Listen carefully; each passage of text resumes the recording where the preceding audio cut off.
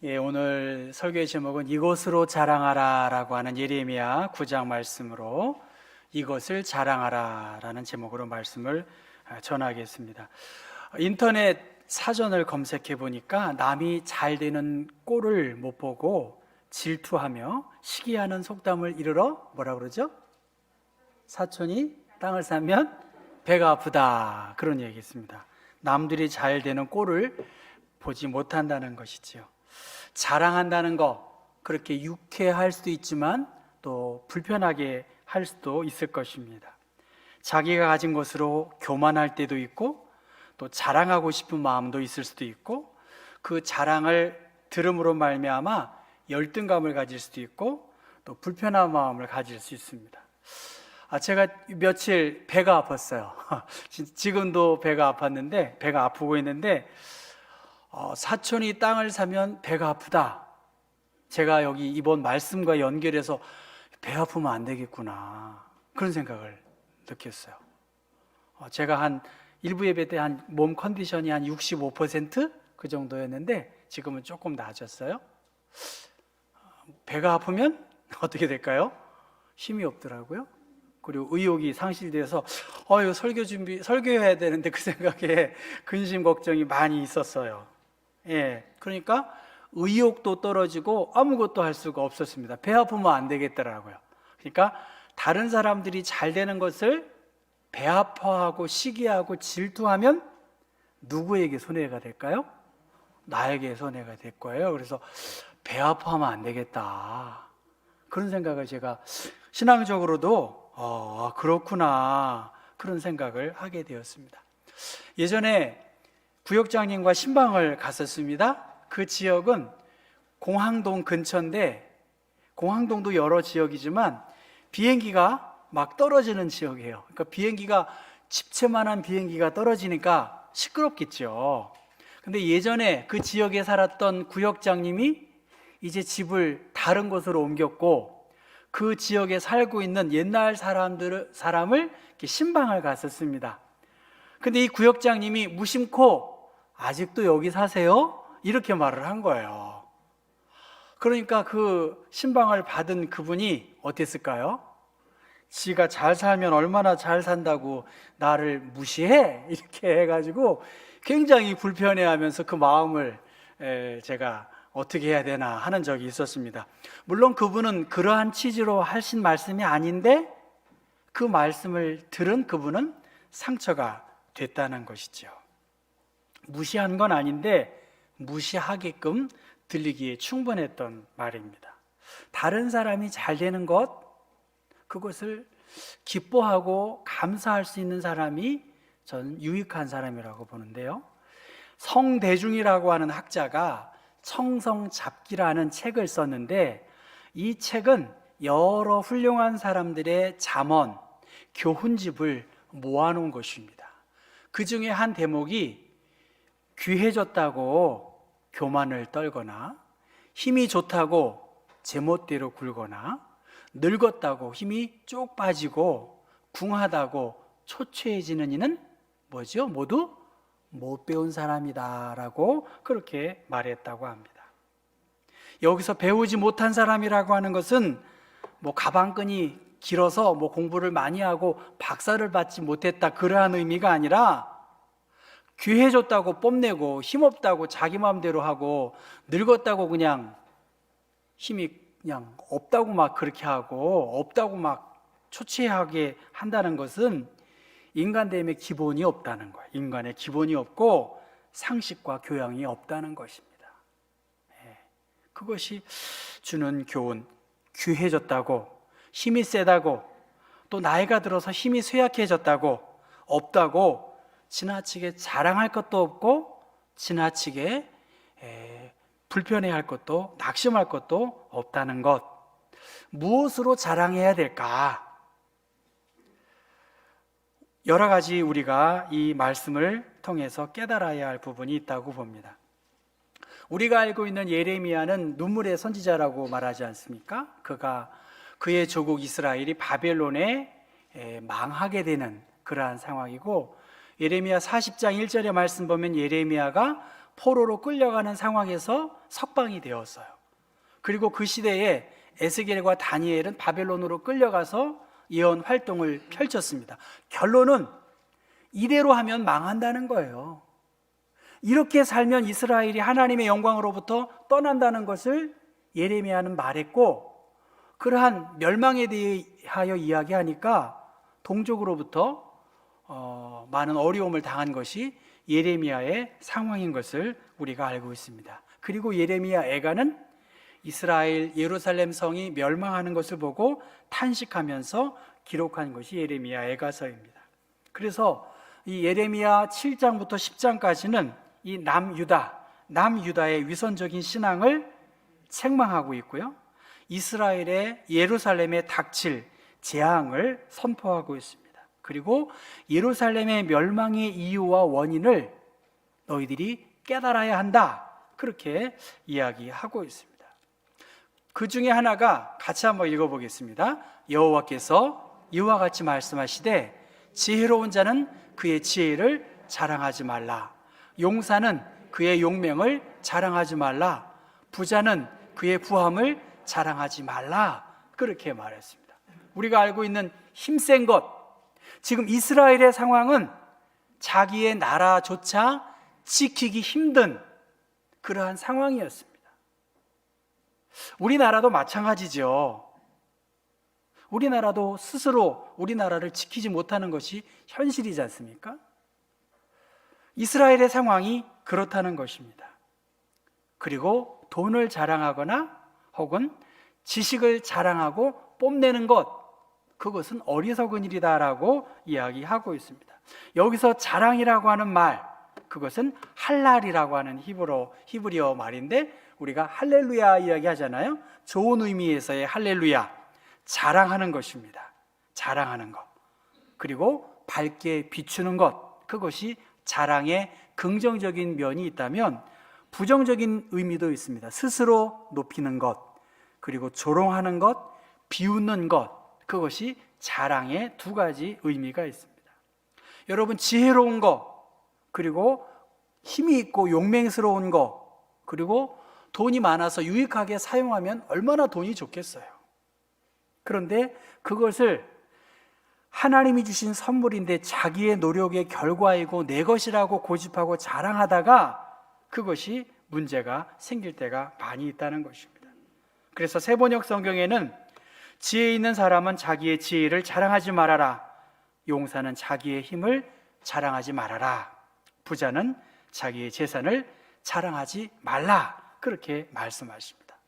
예레미야 9장 8절의 말씀 보면 지혜롭다고 말하는 그 지혜가 오히려 그 혀가 죽이는 화살로 거짓을 말하고 평화를 해치는 그러한 일들이 있을 수 있다는 것입니다. 그것이 예레미야 9장 8절에 말씀하고 있고, 또 예레미야 8장 13절과 14절의 말씀 보면 우리가 어찌 가만히 앉았으랴, 우리 하나님 여호와께서 우리를 멸하시며 우리에게 독한 물을 마시게 할 것이다.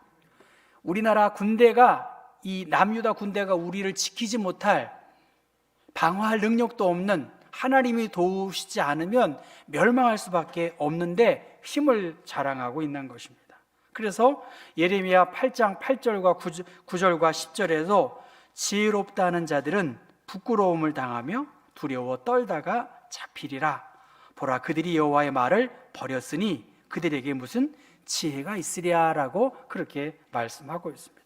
그러니까 이스라엘 백성들은 결함투성이라는 것입니다. 자기들의 지혜와 용맹과 부유함을 뽐냈지만 결과적으로는 점점 멸망할 수밖에 없는 존재라고 하는 것을 그들은 몰랐다는 것입니다. 오히려 그 돈과 지혜와 그 힘을 의지하여 하나님 없이, 그리고 하나님 앞에서 살아갔던 사람들이 바로 남유다의 멸망의 원인인 것입니다. 이에 대하여 성경은 자랑하는 자는 주 안에서 자랑하라, 무엇을 자랑해야 될지 그렇게 말하는데요, 한번 23절과 24절을 같이 읽어볼까요? 자랑하는 자는 이것으로 자랑할지니 곧 명철하여 나를 아는 것과 나 여호와는 사랑과 정의와 공의를 땅에 행하는 자인 줄 깨닫는 것이라.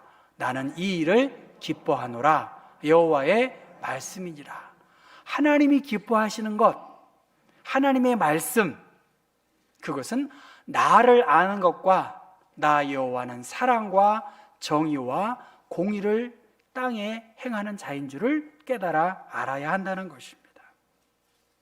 여기서 하나님을 아는 것, 그것이 성경을 지식적으로 아는 것도 중요하겠고 여러 가지 헌신과 노력도 필요하겠지만 하나님에 대한 지식의 증가의 뜻보다는 하나님이 기뻐하시는 일들, 하나님의 뜻을 쫓아서 살아가는 삶을 하나님은 기뻐하신다는 것입니다.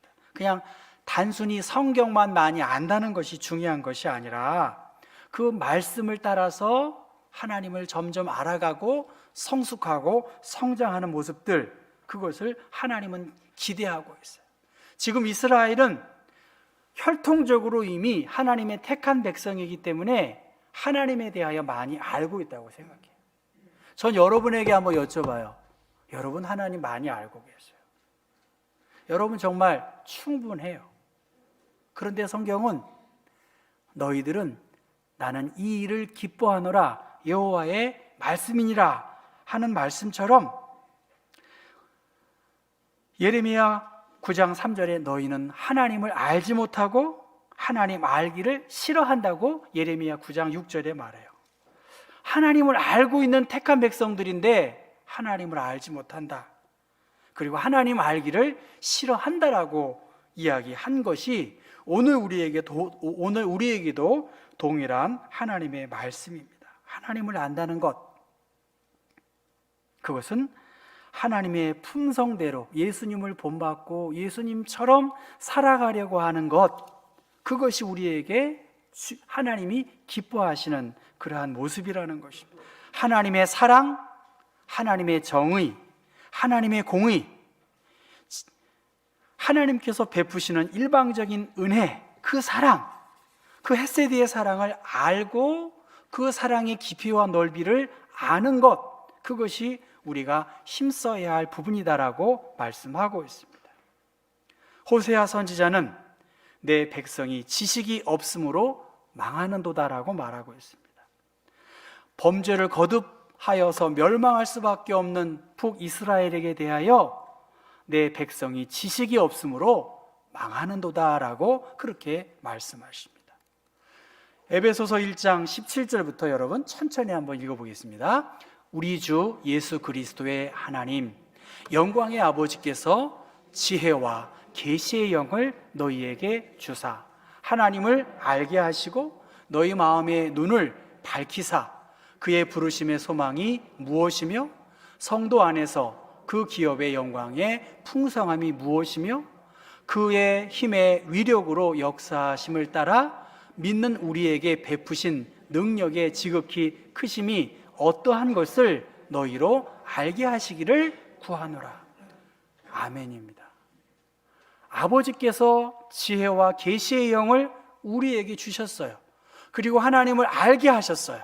너희 마음의 눈을 밝히셔서 그의 부르심의 소망이 무엇이며 성도 안에서 그 기업의 영광의 풍성함이 무엇인지를 하나님은 가르쳐 주셨어요.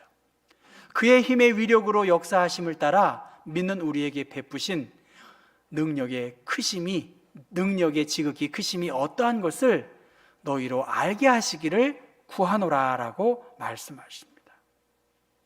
그리고 에베소서 4장 13절의 말씀 보면 하나님의 아들을 믿는 것과 아는 일에 하나가 되어 온전한 사랑을 이루어 그리스도의 장성한 분량이 충만한 데까지 우리의 신앙이 자라는 것, 그것을 알고 그것을 자랑하라, 그렇게 성경은 말씀하고 있습니다. 세상적으로 자랑할 것이 많은 사람들, 그 중에 대표적인 사람이 바로 사울일 것입니다. 그는 좋은 집안에서 많은 학문적 성과를 이루었던 사람입니다. 그러나 예수 그리스도, 부활하신 예수 그리스도를 만난 후에 그의 인생의 목표와 가치가 달라졌습니다. 눈에 보이는 세상만이 아니라 하나님이 이루어 가시는 영적인 세상, 그 나라의 가치를 알게 되었습니다. 저 자신도 죽음에 대해서 생각을 많이 합니다. 죽음 앞에 왜 우리가 이렇게 무기력할까? 여러분 앞에 무기력하지 맙시다, 이렇게 말하는 것이 아니라 점점점 이 풍랑이 나여 하나님께 가까이 가는 이 자연의 순리, 하나님의 나라와 천국에 대한 소망이 왜 이렇게 작을까? 제 자신에게도 이렇게 다짐합니다. 나이가 들면서 제가 깨달아가는 것이 있어요. 제가 나이가 들어가니까 나이가 드신 분들을 조금씩 이해하게 된다는 것이죠. 그러니까 바울 선생은 눈에 보이는 세상, 자신의 열정과 열심만을 가지고 산 것이 아니라 하나님을 만나고 하나님과 사귀면서 예수를 인생의 주인으로 모신 후에 자신의 지성과 가문과 자신의 열심을 살았던 율법의 모든 것들, 그 배후에 하나님께서 간섭하시고 손 내미시는 하나님의 따스한 손길을 경험한 후에 그는 그의 자랑은 이전의 자랑과 아니라 이전에 자랑했던 것들을 배설물로 여겼고 예수 그리스도를 아는 지식을 가장 고상한 것으로 여겼다라고 고백하고 있습니다.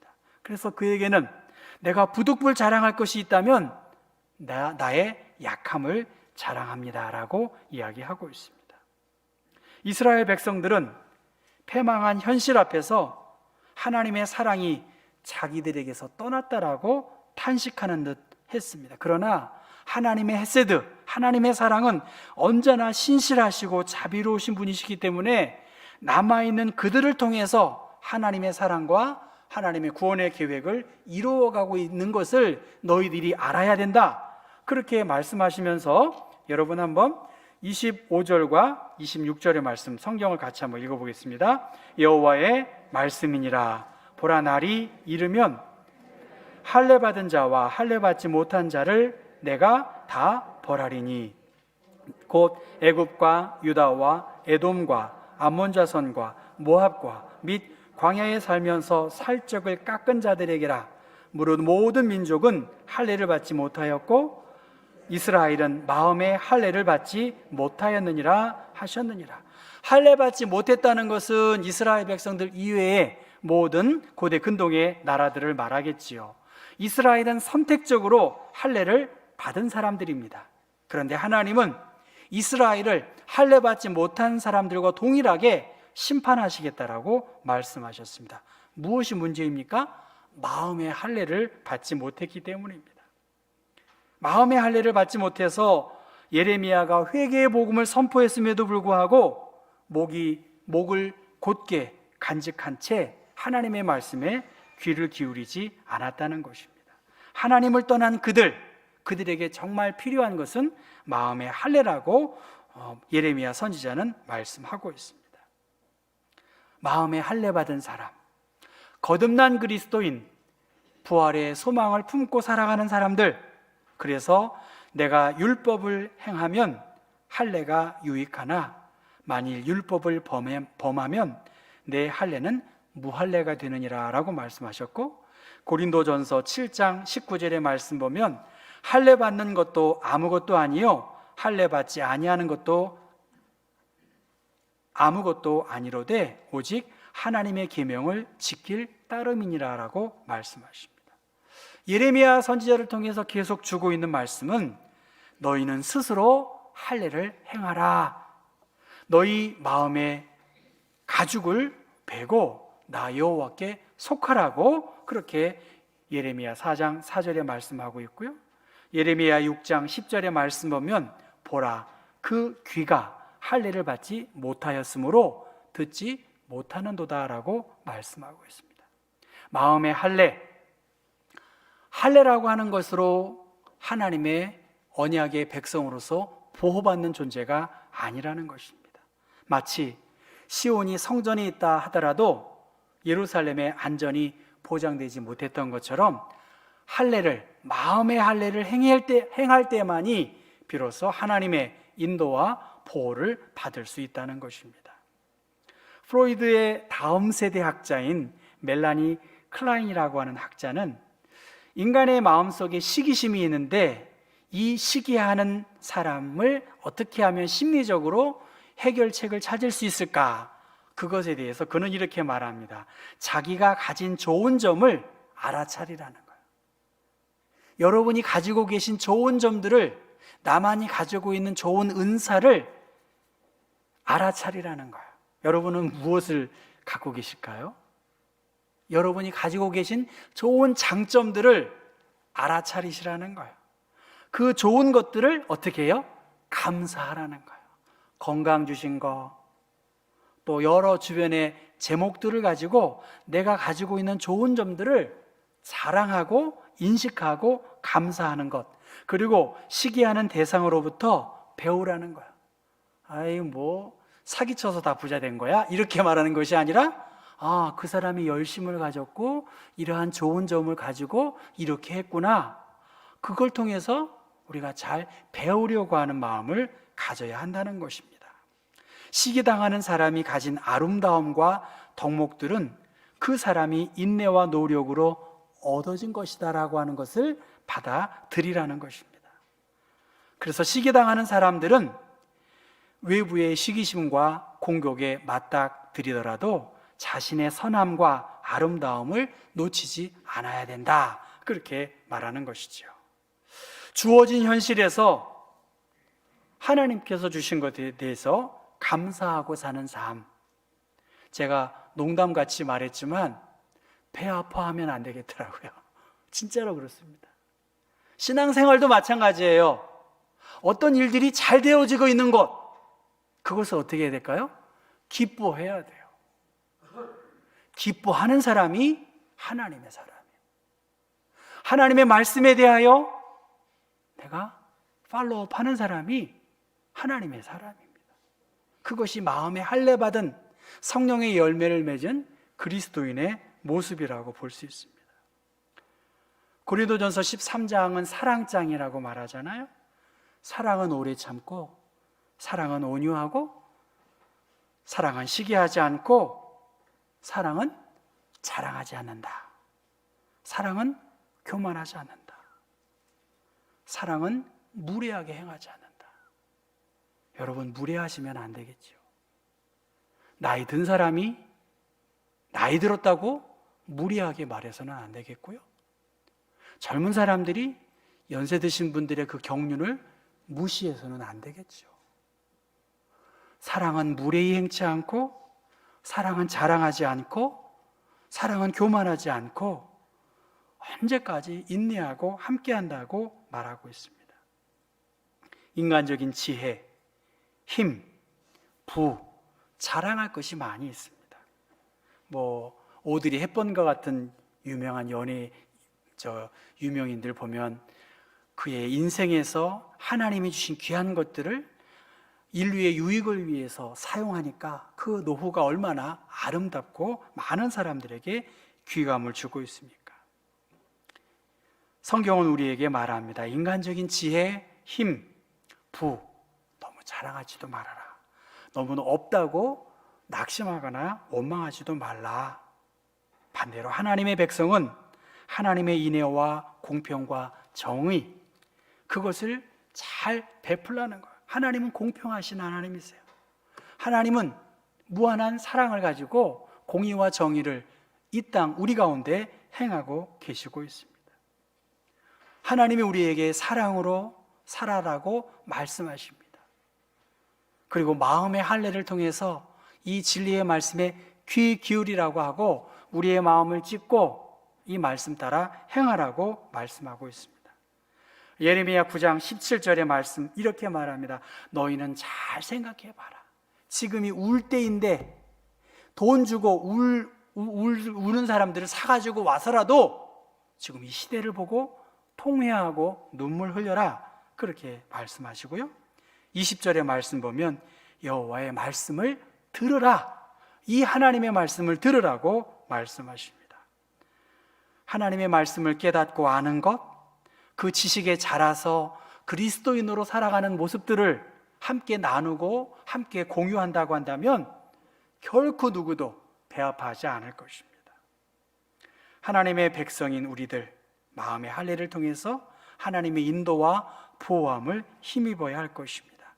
예레미야 10장 23절의 말씀 보면 여호와여 내가 알거니와 사람의 길이 자기에게 있지 아니하니 걸음을 지도함이 걷는 자에게 있지 아니하니이다. 내 걷는 걸음을 가는 사람에게 인도함이 있지 않다는 것입니다. 자신의 길을 계획할 수 없음을 우리가 인정하고 하나님이 주신 언약의 약속의 말씀을 붙잡아서 정말 그리스도로 기뻐하고 그리스도로 자랑하고 그리스도로 만족하고 그리스도의 부요함을 함께 더 전할 수 있는 우리 경복의 교우들 되시기를 주님의 이름으로 축원합니다.